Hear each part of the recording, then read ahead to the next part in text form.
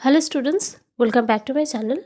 আজ আমরা সলভ করব ক্লাস 5 প্রশ্নবিচিত্রার ইংলিশ সেকেন্ড সামেটিভ ইভ্যালুয়েশনের মডেল কোয়েশ্চেন পেপার 5 এর আগের ফার্স্ট সামেটিভ ইভ্যালুয়েশনের সমস্ত পেপারগুলি আর সেকেন্ড সামেটিভ ইভ্যালুয়েশনের 4টে পেপার সলভ করা হয়েছে। সেই ভিডিওসগুলোর লিঙ্ক আমি নিচে ডেসক্রিপশন বক্সে দিয়ে দেবো, চাইলে তোমরা সেখান থেকে দেখে নিতে পারো, কিংবা তোমরা যদি চাও সেগুলো তোমরা প্লেলিস্টেও পেয়ে যাবে।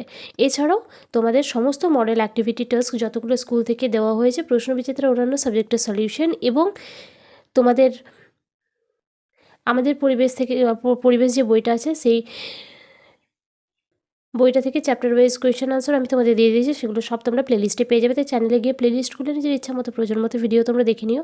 আর এই ভিডিওটা স্কিপ না করে প্রথম থেকে শেষ পর্যন্ত দেখো। যদি ভালো লাগে থাকে শেষে লাইক কমেন্ট শেয়ার করো, নতুন হয়ে থাকলে চ্যানেলটি সাবস্ক্রাইব করে পাশে থাকা বেল আইকনটি প্রেস করে দিও। চলে যাচ্ছে আজকের ভিডিওতে।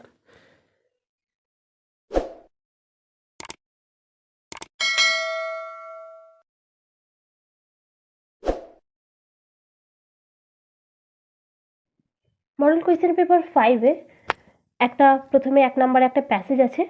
এই প্যাসেজটা তোমাদের নেওয়া হয়েছে বাটারফ্লাই বই থেকে। লেসনটার নাম হচ্ছে the clever monkey.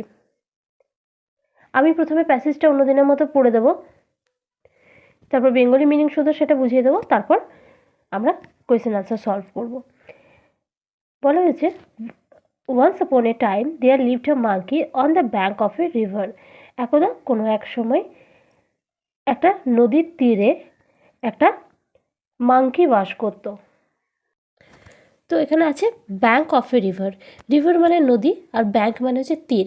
Bank of a river মানে হচ্ছে নদীর তীরে। Right in the middle of the river there was a small island with many fruit trees. নদীর ঠিক মাঝে একটা ছোট আইল্যান্ড ছিল, যেখানে অনেক ফলের গাছ ছিল। তো আইল্যান্ড মানে কি? আইল্যান্ড মানে আমরা জানি দ্বীপ, যেটা মানে নদীর মধ্যে বা চারধারে জল দিয়ে ঘেরা একটা স্থল, তো সেটাকে বলা হয় আইল্যান্ড বা দ্বীপ। সেখানে কি ছিল? অনেক ফলের গাছ ছিল। Sweet and juicy fruits গ্রিউ on the trees. Sweet মানে মিষ্টি, আর জুসি মানে রসালো। মিষ্টি আর রসালো ফল সে গাছগুলিতে ফলেছিল। At a distance from the bank there was a huge rock in the river. নদীর তীরের ঠিক কাছেই বা নদীর তীরের একটু ডিস্টেন্সের মধ্যে, একটু দূরত্বের মধ্যেই ছিল একটা বড় রক, মানে একটা বড় পাথর ছিল। A part of it was above water. সেই রকটার, সেই পাথরটার কিছুটা ছিল নদীর জলের মধ্যেই থাকবে, আর কিছুটা বাইরে বেরিয়ে থাকবে, তাই সে জানা যাচ্ছে যে ওখানে একটা পাথর আছে। তো এরকমই ছিল, একটা বড় পাথর ছিল যার কিছুটা অংশ ছিল জলের নিচে, আর কিছুটা অংশ ছিল জলের উপরে। One day attracted by the delicious fruit the monkey jump to reach the rock and from there leapt on to the island. One day, একদিন, attracted by the delicious fruits মানে হচ্ছে অ্যাট্রাক্টেড মানে আকর্ষিত হয়ে। কী দ্বারা আকর্ষিত হয়? না, ডিলিশিয়াস ফ্রুটস, সুস্বাদু ফল। ডিলিশিয়াস ফ্রুটস মানে হচ্ছে সুস্বাদু ফল দেখে, ফলের দ্বারা আকর্ষিত হয়ে মাঙ্কিটা কী করলো? The monkey jumped two reach the rock.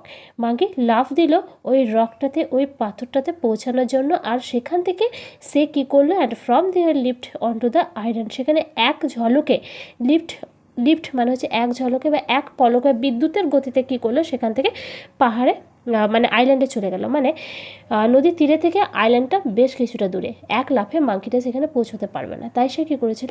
যে তীর থেকে প্রথমে সে এক লাফে পৌঁছেছিল পাথরটাতে জাম্প করার সঙ্গে সঙ্গে সে দ্বীপে পৌঁছে গিয়েছিল, আইল্যান্ডে পৌঁছে গিয়েছিল, একদম এক পলকে পৌঁছে গিয়েছিল। Not so difficult after all, he said to himself. সে নিজেই তখন বলল যে না, এটা খুব একটা ডিফিকাল্ট নয়, এটা খুব একটা কঠিন নয়।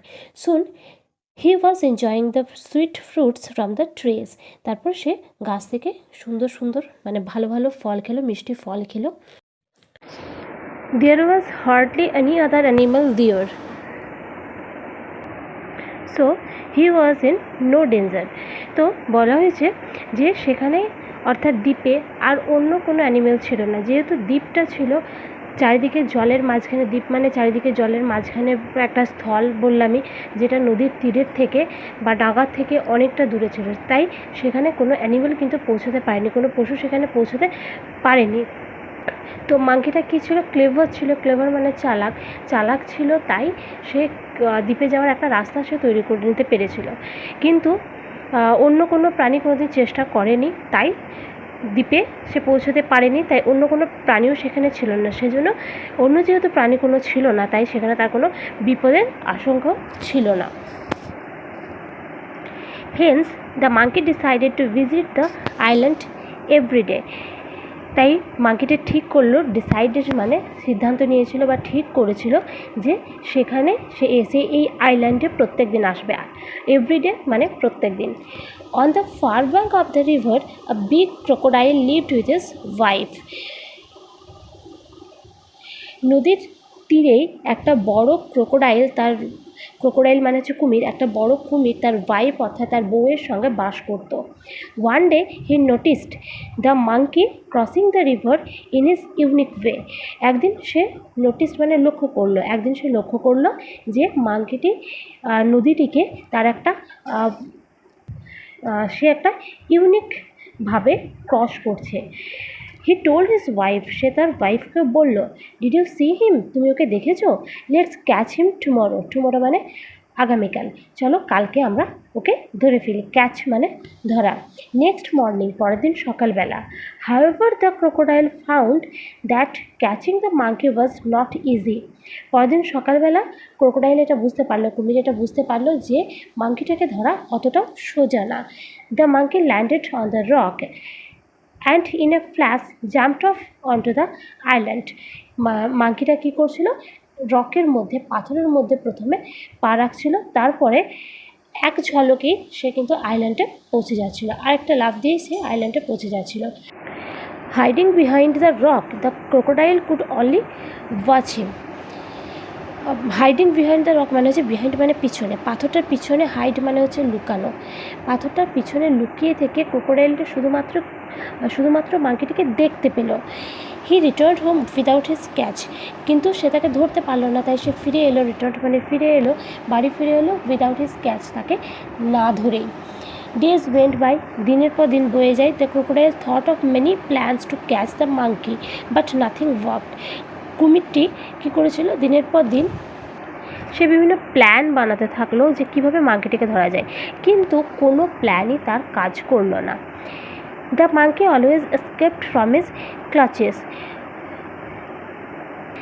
এসকেপ মানে হচ্ছে পালিয়ে যাওয়া, ক্লাচেস মানে ধরাছোঁয়া। মাঙ্কিটি সবসময় তার ধরাছোঁয়ার বাইরে পালিয়ে যেত।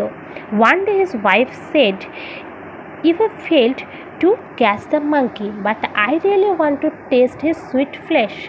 একদিন তার ওয়াইফ তাকে বলল যে তুমি মাঙ্কিটাকে ধরতে ফেল হয়ে যাও, ব্যর্থ হয়ে যাও, but I really want to taste his sweet flash মানে হচ্ছে মাংস, কিন্তু আমি সত্যি তার ওই সুস্বাদু মাংস খেতে চাই।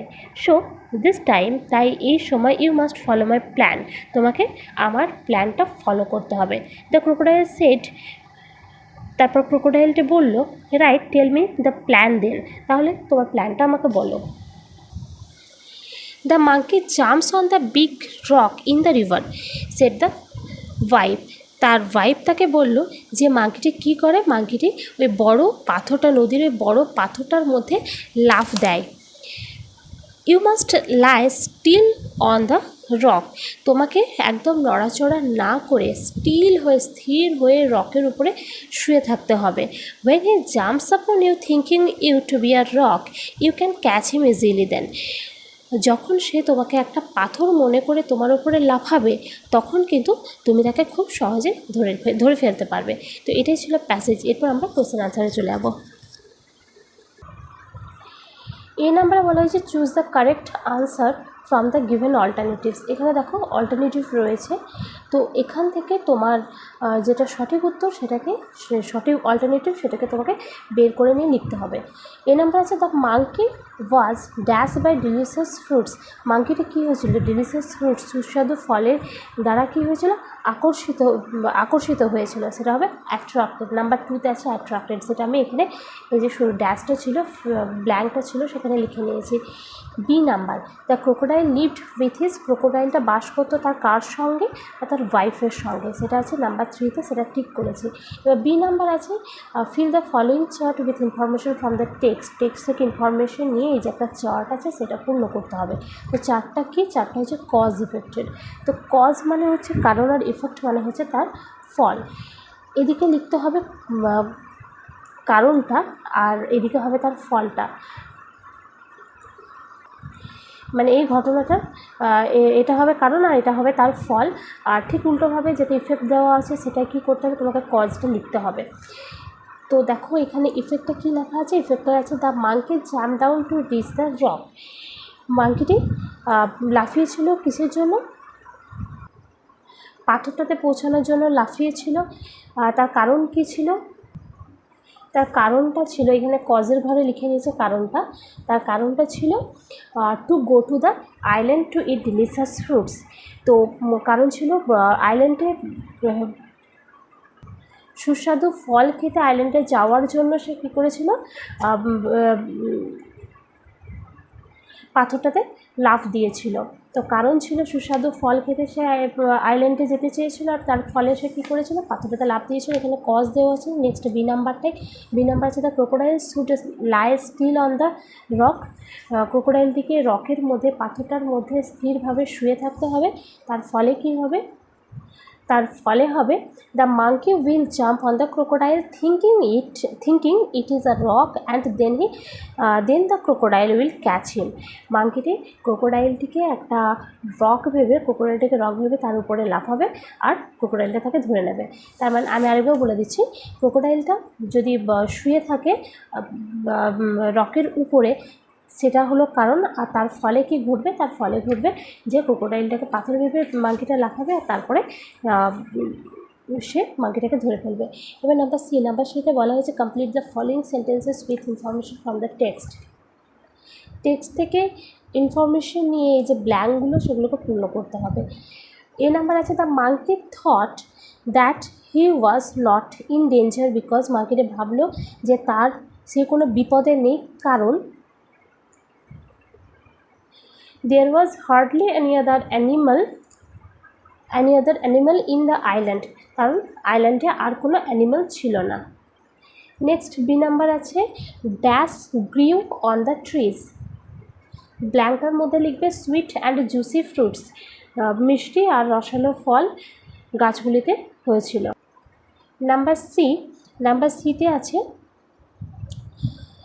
হাইডিং বিহাইন্ড দ্য রক, রকের পিছনে লুকিয়ে থেকে। The crocodile could only watch the monkey, ক্রোকোডাইলটি শুধুমাত্র মাঙ্কিটাকে দেখেই ছিল। নেক্সট আছে গ্রামার অ্যান্ড ভোকাবুলারি। এখানে 2 নাম্বারটা আছে fill in the blanks with the preposition given below in the list there is 1 extra. তো একটা লিস্ট রয়েছে, দেখো এখানে কিছু প্রিপোজিশনস আছে।